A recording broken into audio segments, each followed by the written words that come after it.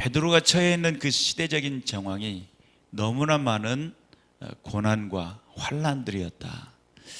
그래서 베드로서를 통해 가지고, 베드로 전서를 통해 가지고 베드로는 끊임없이 고난 받는 자에 대한 믿음의 태도, 믿음의 자세가 필요하다, 이런 이야기들을 하고 있어요. 오늘 읽었던 17절 말씀에 보니까 하나님의 집에서 심판을 시작할 때가 되었나니 그래요. 하나님의 집이라는 것은 어떤 곳일까요? 오늘날로 말하면 교회죠. 성전이라고도 할 수 있고 교회라고 할 수 있어요. 하나님의 집에서 무엇을 시작한다고요? 심판을 시작할 때가 되었나니 그래요. 여기서 심판은 베드로가 보는 이 관점에서의 심판이, 지금 현재 이 베드로가 베드로 전서를 기록하고 대략 한 3년에서 4년 후에 순교를 당합니다. 이제 정확한 날짜는 모르지만 대략 3, 4년 후에 또는 많게는 5년 후에, 그러니까 베드로가 느끼는 체감 온도는 어떻겠어요? 야, 이렇게 예수 믿는 사람들이 박해를 당하고 고통을 당하며 죽을 수 있구나. 이런 것들이 지금 현재 사회적인 정황, 모든 상황의 정황들이 지금 예수 믿는 사람들을 미워하는데 그냥 미워하는 게 아니에요. 때려 죽일 놈들이에요. 그러니까 요즘 이제 뉴스에서 흘러나오는 것들을 그것이 진짜인지 가짜인지 분별하지 않고 무조건 믿어버리는 경향이 있잖아요.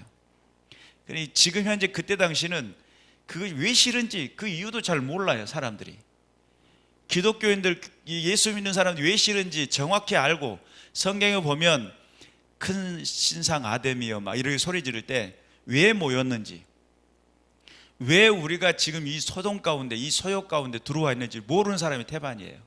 오늘날 교회를 욕하는 사람들도 마찬가지일 겁니다. 왜 교회가 욕을 먹는지, 왜 욕을 하고 있는지, 이런 부분들을 정확하게 인지를 하고 하는 사람들이 적다라고 봐야 돼요. 근데 실제적으로 이때 당시에 엄청난 미움과 박해가 당시 예수 믿는 사람들을 반드시 죽여야 하는 그런 상황들로 보여지고 그 현장들로 나타나게 돼요. 그래서 누군가에게 미움을 줘야 되는데, 여러분, 그 미움이라고 하는 것은 강력한 미움을 주다 보면 거기에 집중하다 보면 배는 게 없잖아요. 그러죠? 내가 누군가를 미워 그러면 물불을 가리지 않잖아요. 이게 물인지 불인지를 몰라요. 그리고는 그것만 보여져요. 그러니까 사랑의 감정이나 질투의 감정의 그 모습은 유사한 부분이 있어요. 진짜 사랑하다 보면 눈에 콩깍지가 씌어불죠. 그래가지고 사랑했다고 그래요. 나중에 보니까 정신 차리고 이건 아닌데 뭐 이렇게 하는 경우가 있죠. 근데 질투하거나 시기하거나 미움을 갖잖아요. 그러면 꼭 눈에 콩깍지가 씌인 것처럼 그것이 하는 모든 행동들이 다 미워요. 당시 정황은 너무나 많은 박해, 너무나 많은 성도들의 위협, 이런 것들이 너무 팽배해져 있었어요. 그러다 보니까 하나님의 집에 심판이 시작할 때가 되었다라고 느끼는 이 베드로의 이 감정은 말 그대로 하나님의 교회가 위태롭다라고 하는 그런 개념으로 이해가 돼요. 그리고 이제 이것이 심판이라는 개념이 19절에 보니까 그러므로 하나님의 뜻대로 고난을 받는 자들, 이렇게 이야기하죠. 교회가 그때 당시 엄청난 고난이 당하고 있었다는 거예요. 엄청난 고난이, 너무나 크나큰 고난을 당하고 있었기 때문에 그들은 한치 앞을 예견할 수 있는 상황들이 아니죠. 다만 그들에게 증인된 사명을 부여하신 성령께서는 그들의 말씀에 확신케 하고 하나님의 뜻에 당당하게 서며 하나님 나라가 있음을 그들의 중심 속에 보여줘요. 그러면 하나님 나라는 분명한데 지금의 바깥에서 외압적으로 다가오는 이 고통, 또 외압적으로 다가오는 이 환난, 이거는 뭐 상상 초월이죠. 화형을 당하는 사람, 목 베어 죽인 사람, 교수형에 당한 사람, 사자의 밥이 되는 사람, 독사의 굴에 들어가는 사람, 토백혀서 죽는 사람, 그리고 젖은 가죽을 입혀놨는데 이게 마르면서 줄어들거든요. 거기에서 오는 고통들, 수없는 고문과 수없는 고통들, 이런 것들이 반복적으로 이루어지고 있는데, 거기에서 과연 맨정신으로 정상적인 사고로 하나님의 교회를 지키기 위해 버티고 있는 그들을 위기감이 들지 않겠어요? 우리는 코로나만 하더라도 위기감이 드는데, 그때 당시는 그 위기감이 어떻게 되었겠냐는 말이에요. 어땠을 것 같아요? 날마다 어제 알았던 그 말씀 나누고 감동받았는데 그 자매가 죽어나가요. 정말 꾸준히 신앙생활 해오고 있었는데 그 옆에는 형제가 죽어나가요. 그리고 정말 하나의 가정, 따뜻한 가정인 줄 알았는데 부모님이 먼저 죽어요. 부모는 자식이 눈앞에 죽는 것을 봐요. 이런 상황들이 벌어지고 있는 겁니다. 그러니 여기에서 베드로 목사님은 위기감을 갖지 않겠느냐 이 말이에요. 하나님의 뜻대로 고난을 받는 자들이라고 하는 이 개념에서 하나님의 집에서 심판을 시작할 때가 되었나니 라고 하는 개념으로 어떤 고난을 지금 그때 당시 다가오는 위기감과 그런 부분들을 그렇게 느끼지 않았을까. 그리고 오늘 여기서 이야기하기, 만일 우리에게 먼저 하면 하나님의 복음을 순종하지 아니하는 자들의 그 마지막은 어떠하겠느냐. 이 말의 의미는 그거예요. 믿는 성도들이 지금 이렇게 수없는 많은 박해로 죽는데 안 믿는 악인들의 삶은 어떻겠느냐, 이런 측면이죠. 불의 연단이라고 하는 이 고난은 끊임없이 그들의 삶의 생활 터전을 위협했고 사회 모든 관계를 위협했으며 그들이 살아가고 있는 삶을 전부 다 위협으로 공격해 오고 있었어요. 그럼에도 불구하고 그들에게 있어서 담대함을 가지고 하나님의 교회 안에서 찬송을 하고 하나님 앞에 예배하면서 우리의 죽음이 주님께서 허락하시면 죽을 것이고 허락지 않으면 죽기도 힘들다, 이런 개념을 갖고 있었던 이 사람들에게 그들의 삶의 현장 속 그들에게 담대함을 주었던 그 핵심적인 배경이 뭐냐면 죄의 굴레에서 자유를, 할렐루야죠, 십자가 사건을 통해서 죄의 굴레에서 자유를 주었어요. 그리고 또 마귀에게 눌려서 고통받는 이들이 해방의 은총을 얻게 돼요. 마귀에게 눌려있던 것이 해방이 돼요. 공중권세로 장악하고 마귀가 끊임없이 우리를 억압하고 있었을 때에 예수 그리스도의 십자가의 권능은 그 마귀 권세를 물리치는 해방이 오죠. 마귀의 노예였던 삶이, 종로셨던 우리의 모습이 하나님의 자녀로 변화가 되고요. 질병에서 정말 끊임없이 묶여 있었던, 세상의 모든 그 질병에 묶여 있었던 그들이 노임을 받게 돼요. 형벌에서 축복의 자리로, 지옥에서 천국의 자리로, 예수 그 이름 안에는 생명이 있고, 할렐루야죠. 그래서 믿는 자는 천국이고 안 믿는 자는 어디예요? 지옥 가죠. 그러니까 그런 사실이 분명하고 하나님 나라가 보여지고 하나님의 영적인 세상의 그 은혜와 능력이 깨달아지니까 이들은 내가 가지고 있는 이것을 보화로 알았고 세상의 어떤 가치로도 바꿀 수 없는 내게 있어서 가장 귀중한 생명인 줄 알았고 이것을 놓치면 안 된다는 믿음이 있었기 때문에, 그러다 보니까 그들이 이런 엄청난 위협과 생활의 삶의 터전이 망가지고 그 어려움 속에 다가왔을 때도 불구하고 그들은 믿음을 포기해요, 안 해요? 안 하죠. 포기는 김장 담을 때 포기죠. 그런데 우리는 절대 포기하지 않죠. 왜죠? 하나님의 살아계시기 때문에, 지금도 역사하시기 때문에. 우리가 하나님의 말씀 앞에 더욱더 신실하게 서고 능력 있게 살려고 한다면, 성령의 강권적인 역사가 일어난다면 이걸 반대하고 싶은 이들이 있겠죠.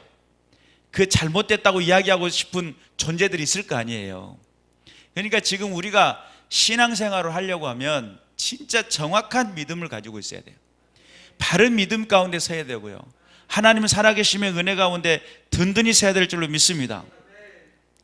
중국도 불타는 존성이라고 하는 전도자가 있어서 중국 열도를 다 부흥 집회로 해가지고 한 번에 2,000명의 막 회신자가 생겨날 정도로 그런 어떤 전도의 역사들이 바람이 불같이 일어나고 있었는데 얼마 안 있어서 공산화 돼버리잖아요. 그러니까 이념이 바뀌어지면서 기독교를 아편화시키다 보니까 철저하게 믿음의 사람들 다 죽여요. 그러니까 믿는 사람들이 다 숨어버리죠. 그래서 숨어가지고 기도하고 또 기도해요. 평양 같은 경우는 이미 아예 그냥 분단이 돼버렸잖아요. 지금까지도. 그러니까 우리가 하나님의 복음이라고 하는 그 측면에서 한번 생각을 해볼 때 부흥, 이것이 하나님의 나라를 확증하는 일인데 이것을 반대하는 일이 얼마나 크다는 것을 알면 우리는 깜짝 기절할 정도예요. 우리가 진정 이게 단순히 사람의 일이 아니라는 걸 알면 돼요.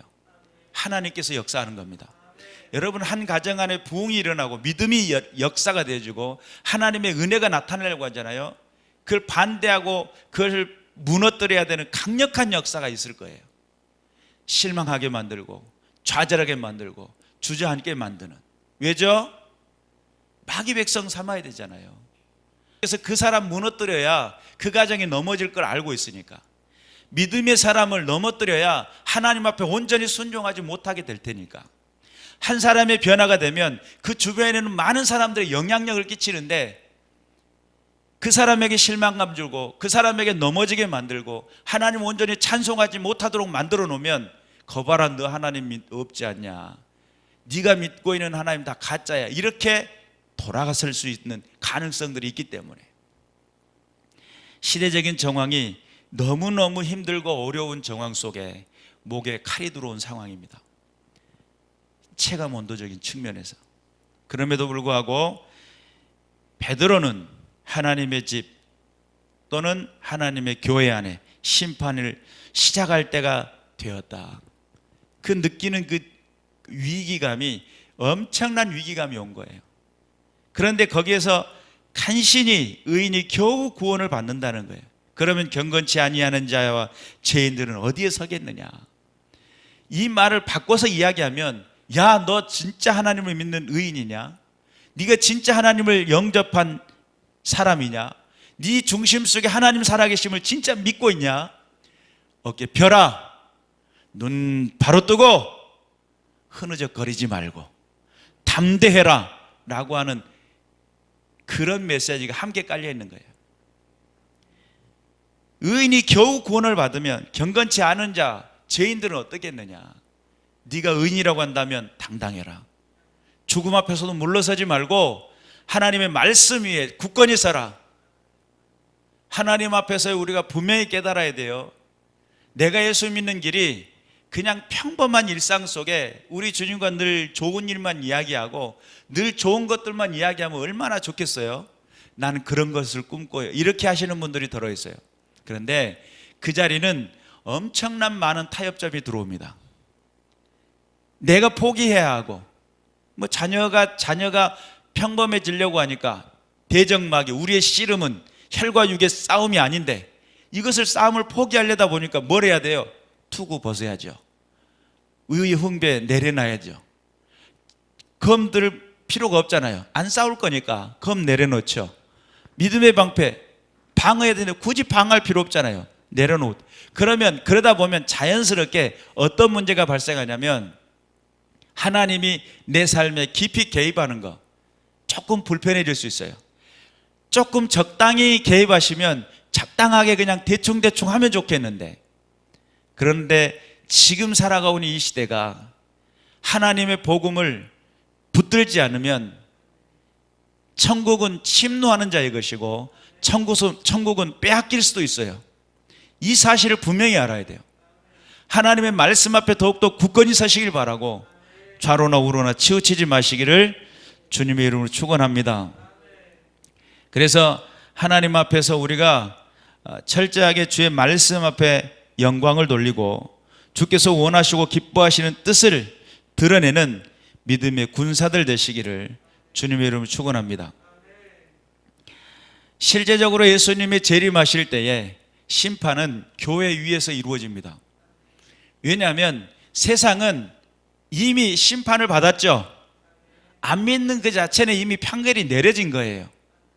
핀숯불을 머리에 두고 하나님의 진노가 그들의 삶에 늘 엄습해 있는 상황이에요. 몰라서 그렇지. 그런데 내가 믿음을 갖고 내가 하나님의 뜻대로 살아가고 하며 하나님의 전에 나와 하나님의 뜻대로 살아가는 믿음의 백성들 위해 알곡과 쪽정이를 가르죠. 그래서 마태복음 3장 12절에 보니까 알곡과 쪽정이를, 알곡은 어디로?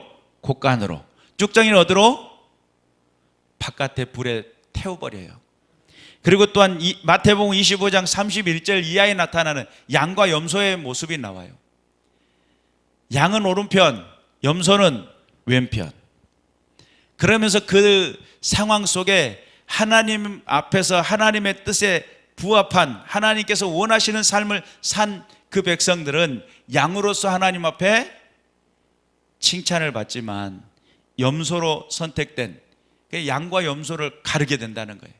온전히 하나님을 믿었느냐 믿지 않았느냐, 이 관건으로 심판하시겠죠. 요한일서 5장 12절에 보니까 아들이 있는 자에게는 뭐가 있어요? 생명이 있고 아들이 없는 자에게는 뭐가 없어요? 생명이 없느니라. 정말 내 안에 아들이 있는지를, 예수 그리스도의 아들이 있는지를, 예수 그리스도의 말씀이 있는지를 분별하겠죠. 그때 여러분의 마음속에 어떤 말씀이 있어야 돼요? 어떤 말씀이 있어야 돼요? 여러분의 중심 속에 어떤 말씀이 있어야 되냐 이 말이에요. 여러분의 중심 속에 붙드는 말씀들이 있으시길 바라요. 음성을 들었다든지 못 듣겠으면 읽어서라도 하나님의 말씀 앞에 굳건히 서시길 바라요. 영접하는 자 곧 그 이름을 믿는 자들에게 하나님의 자녀되는 권세를 주신다고 그랬죠. 내가 자녀임을 확증할 수 있는 말씀. 너희 안에 예수님이 계신 것을 확증하지 못하면 너희는 버리운 자니라. 내 안에 예수 그리스도가 계신 걸 확증하지 못하면 버리운 자래요. 여러분 안에 예수가 계신 것을 확증할 수 있는 믿음의 사람들 되시길 바라요. 그래서 질문할 필요가 있죠. 하나님 앞에 나와 하나님 살아계시죠? 오냐 내 아들아, 오냐 내 딸아, 이렇게 이야기하면 내게 다가오셔서 말씀하실 그분을 기대하며 하나님 앞에 믿음으로 나가야 되겠죠. 하나님 앞에 우리가 깨어 있어서 주께서 원하시고 기뻐하시는 일들을 감당하고 영광을 돌려드릴 수 있기를 주님의 이름으로 축원합니다. 그래서 하나님의 뜻대로 고난을 받는 자들, 또한 선을 행하는 가운데에 그 영혼을 미쁘신 창조주께 어떻게 하라고요? 의탁할지어다. 19절에 그렇게 나오죠. 하나님 앞에 선을 행하고 하나님의 의인으로서의 삶을 선택하고 믿음을 결정했을 때에 창조주이신 하나님께 영혼을 어떻게 해요? 맡겨드리는 거예요. 그래 하나님께서 원하시면 우리를 살려주시는 거고, 너 그 땅의 수고를 이제 그쳐라 라고 하면 주님 품 안에 가는 거고, 근데 우리는 우리가 살아보겠다라고 얼마나 발버둥 칩니까? 평상시에 잘 안 씻던 사람이 막 계속 나갔다 좀 뭐 만지고 손 씻고, 좀 뭐 만지면 손 씻고, 이렇게 막 손 씻고 왜 그러죠? 코로나 걸릴까봐 무사. 코로나 걸릴까봐 무사. 갔다 와서 만지고 몸에 또 손 씻어야지, 누구 손 소독해야지. 이런 이유가 뭐죠? 살아보려고 발버둥 치는 거잖아요. 우리가 그럼에도 불구하고 주의할 부분은 주의해야 됩니다. 이해되시죠? 코로나가 제일 좋아하는 게 사람을 접촉하는 거랍니다. 근데 그 중에 더 좋아하는 사람은 방심하고 있는 사람을 좋아한대요. 어떤 동영상에 그렇게 이야기를 해요. 그리고 이 코로나 시대에 지금 이슈가 뭐냐면 사람과 접촉하지 마라, 이게 이슈예요. 그럼 어떻게 살아가라는 거예요? 인구의 60%가 감염이 되면 면역력이 생겨나고, 그러면 그때부터서 그냥 안고 그냥 살아가는 거랍니다. 근데 그럼에도 불구하고 우리에게 다가오는 이 현실은 벽이 점점, 과거에 평범했을 때도 전도하기가 쉽진 않았는데 지금은 더 전도하기가 어려운 시점이지 않을까. 이것을 극복할 수 있는 비결이 뭘까라고 했을 때 성령의 내주하심을 경험하는 방법밖에 없습니다. 우리 가운데 성령님의 강권적인 역사가 일어나면 그 모든 것이 다 끝나버리죠. 그리고 여러분 성경을 보면 전염병이라고 하는 그 자체가 그렇게도 해석하시는 분들이 있어요. 성경은 하나님의 진노다라고 그렇게 표현하죠. 그러니까 다윗이 타작마당에 서가지고 제사를 드리고 나니까 천사가 딱 등장을 하고 거기에는 전염병이 그쳤다, 이런 내용들이 나오죠. 성경에 전염병을 통해서 하나님이 징계하신 모든 부분들이 참 많습니다. 여러 군데에서 출애굽 당시 때도 마찬가지고, 그러다 보니까 이런 측면에서 우리가 한 번쯤은 우리들의 신앙을 재점검할 수 있는 기회가 되기를 바라고, 하나님 앞에서 하나님이 등장하시는 경우는, 예전에 제가 그런 이야기를 했어요. 명조 대비가 분명할 때, 하나님이 등장하실 때는, 이게 명조 대비라고 하는 것은 말 그대로 밝은 것과 어두움이거든요. 이것이 하나님의 영광이 드러날 수 있는 자리에 하나님께서는 등장을 하세요. 극적으로 하나님을 거절하거나 그때 하나님이 등장을 하세요. 전적으로 하나님을 찬송하거나 그때 하나님이 등장하세요. 그럼 우리는 어느 때 하나님을 배우는 게 가장 좋을까요? 하나님 앞에 영광을 돌리고 찬송할 때 주님 배우는 게 가장 영광스럽겠죠. 죄 짓는 자리, 하나님 앞에 하나님의 뜻을 거스리는 자리, 매맞을 준비하고 있는 자리에서 주님 만나면 그때는 어떻게 되죠? 농디에서 개나리 12개 묶어진 것을 가져온나, 종아리 걷어라, 이래갖고 매맞는 경우죠. 그러니까 여러분, 우리가 기왕이면 하나님 만나고 싶다면 하나님 앞에 열심히 있는 믿음의 삶을 통해 가지고 하나님께 가까이 나가는 은혜의 삶을 사시기를 주님의 이름으로 축원합니다. 오늘 우리가 하나님의 뜻대로 고난을 받는 자들은 또한 선을 행하는 가운데 그 영혼을 미쁘신 창조주께 의탁해라. 여러분의 생명, 참새 한 마리도 허락지 않으면 땅에 떨어지지 않아요. 여러분 믿습니까? 뭘 믿죠? 하나님 살아계심을 믿죠? 만약에 내가 코로나에 걸렸어, 그 무슨 뜻이죠? 주께서 부르심에 가까이 왔다는 뜻이에요. 아니, 너 이제 그걸로 됐다라고 하시는, 그 땅의 수고를 그쳐라고 하시는 그 음성으로 들으면 더 은혜스러워요. 거기서 내가 회피를 위해 나야 그러면서 원망하고 불평하면 그것마저도 없을 수 있어요. 그런데 우리가 잘 지혜롭게 내 생활 관리를 잘하는 것도 중요하고, 또한 관계 속에서의 접촉도 적당한 거리를 두는 것도 중요한데, 가장 중요한 건 뭐냐면 하나님과 접촉을, 거리를 두려고 하시는 분들이 있어요. 돼요, 안 돼요? 안 되죠. 사회적 거리는 두지만 하나님과 나 사이의 관계의 거리는 두면 안 돼요. 근데 이 관계마저도 두려고 하는 어리석은 백성들이 지금 한국교회에 넘쳐나고 있다니까요.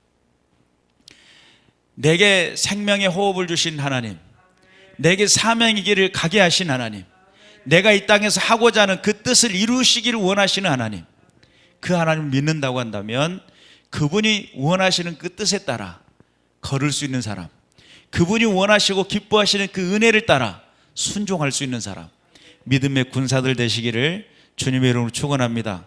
하나님은 살아계시죠? 축복의 주인공이 됩시다.